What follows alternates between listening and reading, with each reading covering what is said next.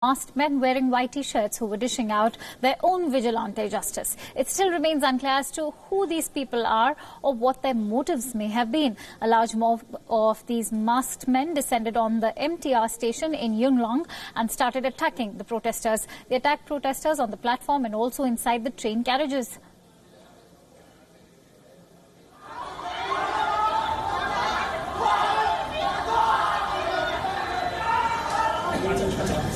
"45 people were injured in this attack and one person remains in critical condition. The quick burst of what can only be described as vigilantism left the entire station in a state of destruction. Other than protesters, even journalists covering the demonstrations were attacked by the masked mob.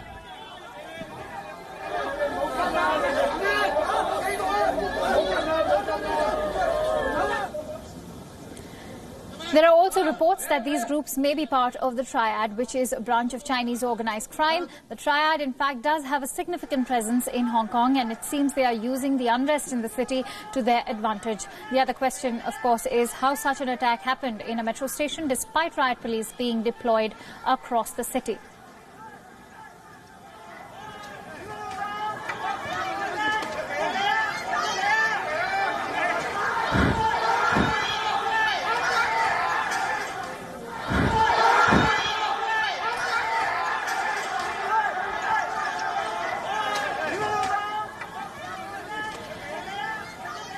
And here's the big question that is facing the United Kingdom. Who will be the next Prime Minister of Britain? Will it be Jeremy Hunt or Boris Johnson? Britain's new Prime Minister will be named tomorrow and will be taking office on Wednesday. This is the final day of the battle between Johnson and Hunt. Their fate lies in the hands of 160,000 members of the Conservative Party. Theresa May's successor will have the burden of steering Britain out of the European Union by October 31st this year.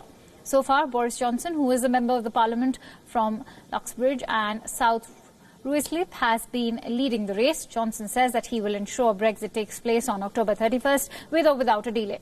Yesterday, British Finance Minister Philip Hammond said that he would resign if Johnson becomes the Prime Minister.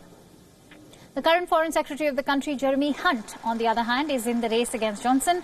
Hunt's views on Brexit are different. He says he wants to negotiate a credible Brexit plan. He says that Brexit will happen, but he is willing to get the deadline extended if need be. Hunt was once an opponent of the Brexit. Among the two, Hunt has held more cabinet posts than Johnson.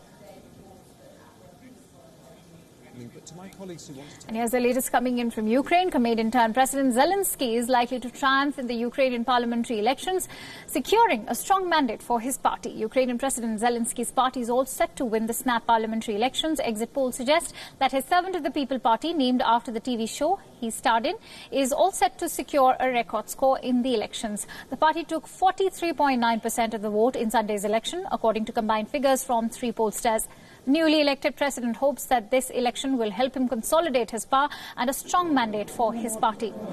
While Volodymyr Zelensky could achieve a majority in the parliament, he may need a coalition partner to form the government. His first choice is another political newbie who is taking Ukrainian politics by storm.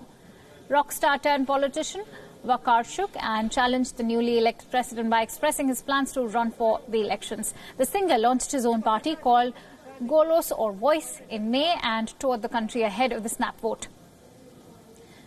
Both Zelensky and Vakarchuk are riding the anti-establishment mood in Ukraine. Earlier official results with 10% of the vote counted give President Zelensky's party 41.5% of the total votes. Pro-Russian opposition platform For Life party is in second place with 12% of the vote. Zelensky now faces a long list of challenges in a country heavily dependent on foreign aid and scarred by years of war with Russia-backed separatists.